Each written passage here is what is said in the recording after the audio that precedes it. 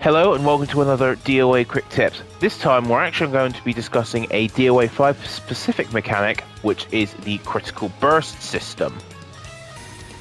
The critical burst system in DOA5 is what makes combos in that game a bit more complex and nuanced than in Dead or Alive 6.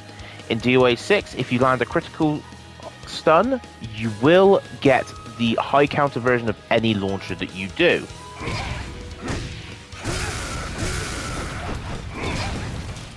I dropped the combo, but it gives you an idea. However, in Dead or Alive 5, that system doesn't exist. If you just get a critical stun and then do a launcher, you will only get a normal version of the combo.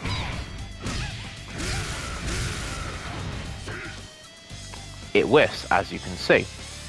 In this game, to get as much out of your launcher as possible, you need to actually do grounded hits in critical stun and play the strike hold game that DOA is so well known for in order to really maximize your damage.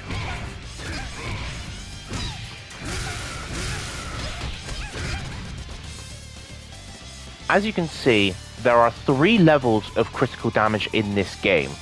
There's level 1, symbolized by the critical damage being white, level 2, symbolized by the critical damage being yellow, and level 3, symbolized by the critical damage being red. If you hit an opponent with an attack at critical level 1, you'll get a unique version of the attack exclusively used for critical level 1.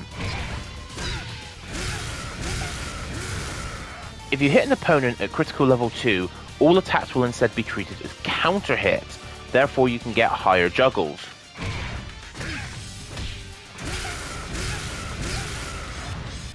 See that I got the third electric in there quite easily. If you hit an opponent at critical level 3, they will instead be being treated as getting hit by a high counter move.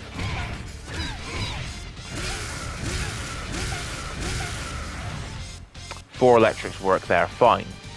The final state an opponent can be in is critical burst, which is applied by landing very specific attacks after an opponent has taken at least 17 points of damage in the combo.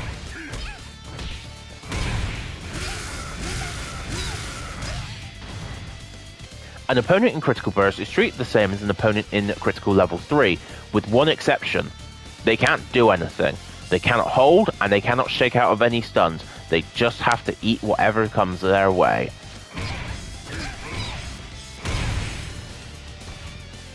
So why not go for a critical burst at the end of every string, you may ask? And that's simple, because every character only has a single critical burst move. In Ryder's case, it is 6p plus K. That means if you're going for critical bursts every single time you do a combo, you become extremely predictable and easy to hold. This is actually one of the reasons which makes Alpha 152 such an offensive powerhouse in this game. She doesn't have one, she has 3 different critical bursts. A high, a mid punch, and a mid kick, so you can mix these up with this character.